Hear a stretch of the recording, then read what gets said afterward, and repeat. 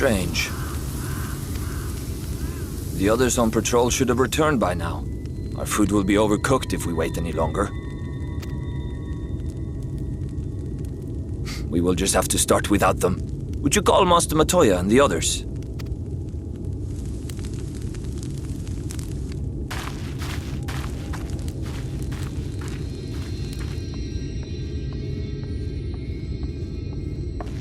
I tire of these games, Urianger. Why do you pretend you cannot see it?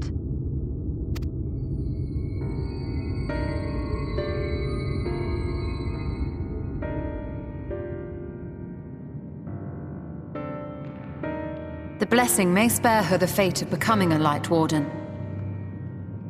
But you cannot be blind to the nascent corruption. She is not as she was in the Source.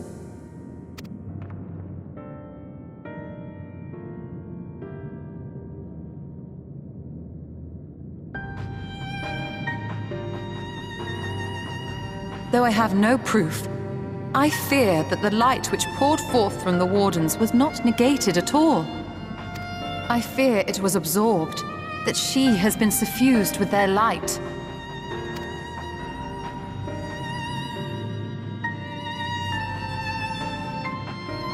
Though I have given thought to this possibility, I dare not speak until more is known.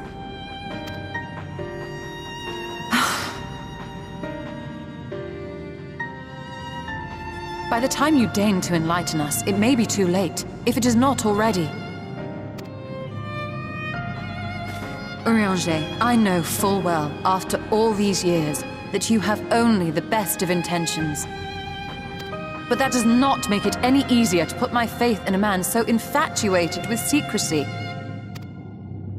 I have had my suspicions ever since the Exarch bade you speak that day. But now I must ask. The 8th Umbral Calamity and all that followed.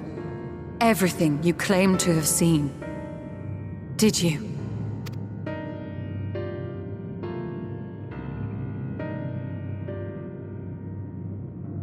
Help! Someone help! The Umorans have come for us! We're under attack!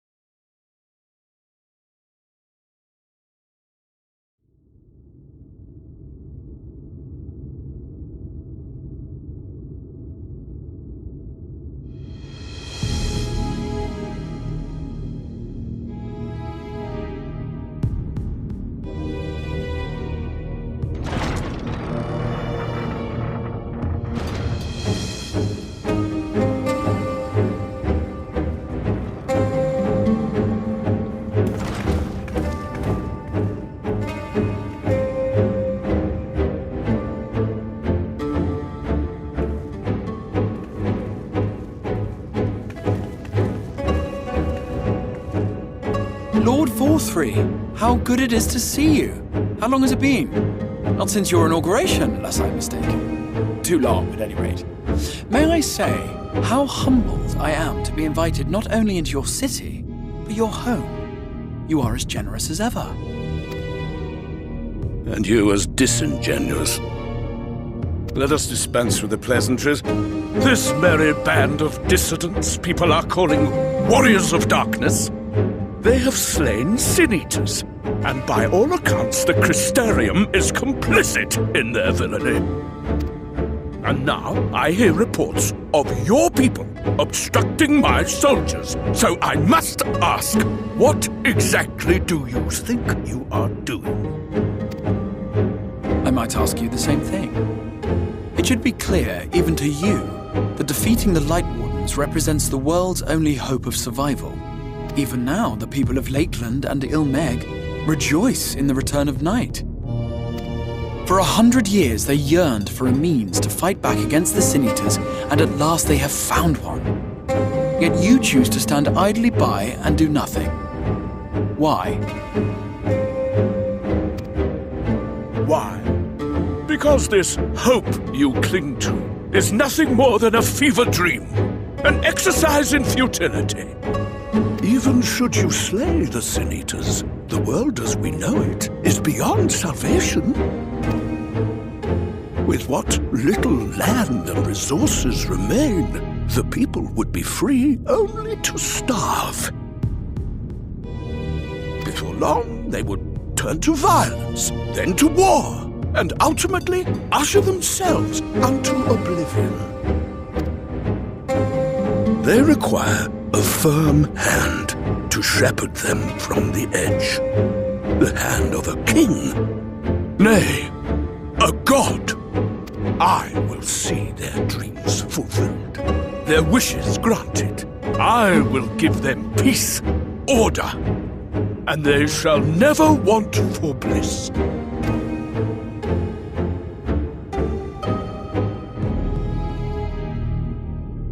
Men are fickle creatures who entertain vague ideals without the faintest notion what they cost. But a little fear can go a long way towards helping them realize what it is they truly need.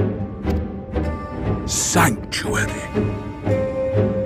And they shall find none in this world save that which I afford them.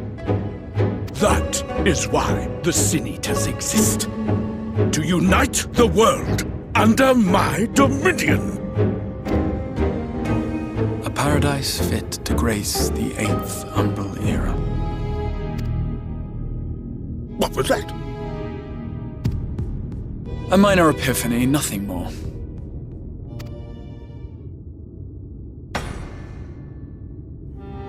You have always held sway over those around you. Those who defy you must submit or die. What sits before me is the inevitable result of bloated privilege and unchecked power. But man is more resilient than you think. His achievements are not the product of violence and bloodshed, but compassion and understanding.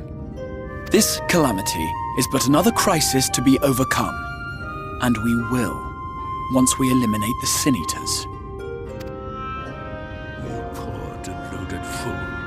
These people care not for the morrow. They care only for the now, and the contentment they lack.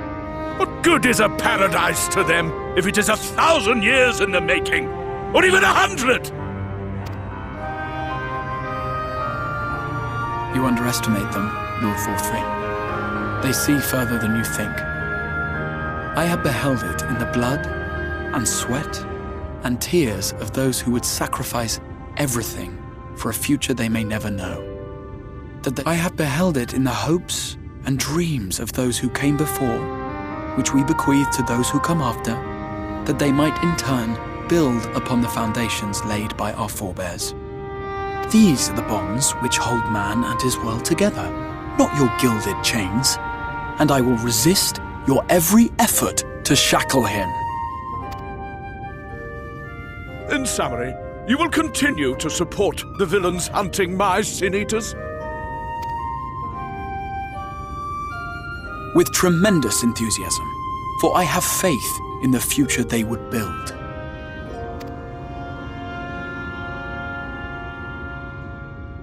Why do I even bother? Fools, the lot of you! So naive! So painfully predictable!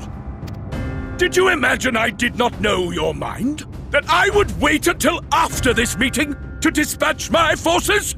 Even as we speak, they march to the Sin Eaters' defense. Insurrection will not be tolerated! The people of this world are mine to rule, mine to command. And you are no exception!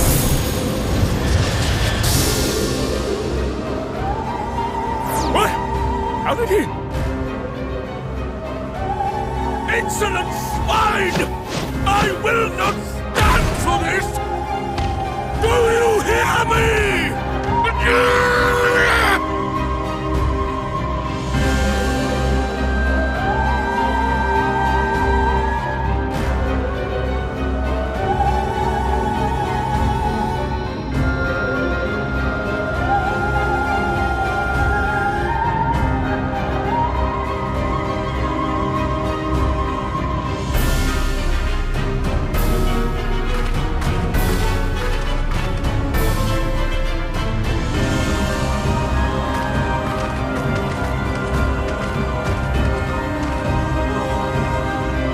speak for the Knights Blessed? I do. I presume that is your doing. If you have come to parley, I must insist that you first return him to us. You're in no position to make demands.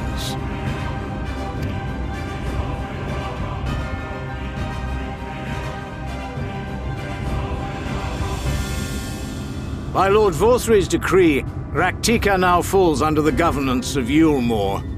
You will henceforth answer to us. Is that so? And the children of the Everlasting Dark have acquiesced to this madness? We have reached an accord, yes. Too many times have the Knights Blessed shunned Yulmore's overtures of friendship. The risk that you harbor hostile intentions has grown too great to ignore. Therefore, his lordship has claimed dominion over this forest and bestowed executive authority upon the children of the Everlasting Dark. In his wisdom, Lord Vorthry has agreed to recognize ours as the only permissible expression of dark worship. It's one true faith. You and your false creed are a blight on these woods. A foul, unholy corruption that must be cleansed.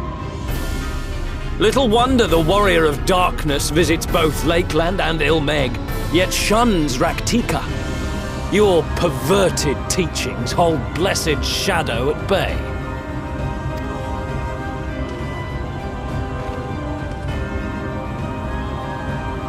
You have accepted the yoke of Yulmore to spite us, then? Fools. Darkness will never return to these skies while they hold sway. Those of you minded to obey his lordship are to make for woven oath with all haste. We will leave you, that you may have time to prepare. Woven oath? Are you suggesting we abandon our faith to join those zealots?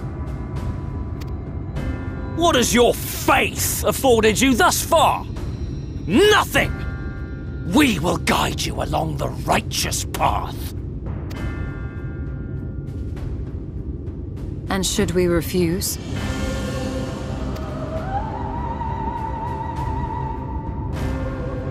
Anyone found here upon our return will be considered a traitor to Yulmore, and dealt with as such.